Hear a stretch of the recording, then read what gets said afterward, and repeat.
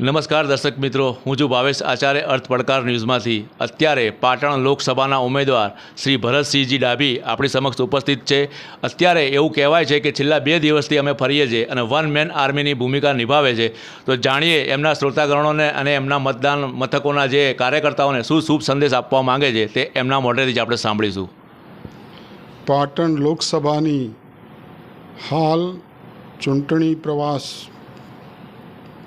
પૂરપાટ ચાલી રહ્યા પછી ગઈકાલથી 5 વાગ્યાથી પ્રચાર બંધ કરેલ છે અને પાટણ લોકસભામાં જે ચૂંટણી પ્રવાસ કર્યો એ દરમિયાન કાર્યકર્તાઓમાં શક્તિ કેન્દ્રોમાં જવાનું થયું, પેજ પ્રમુખોમાં જવાનું થયું અને પ્રજામાં અનેરો ઉત્સાહ છે, કાર્યકરોમાં અનેરો ઉત્સાહ છે અને ગુજરાતના પનોતા પુત્ર નરેન્દ્રભાઈ મોદી સાહેબને ગુજરાતની પ્રજા હેટ્રિક સાથે ત્રીજી વખત વડાપ્રધાન બનાવવા જઈ રહી છે.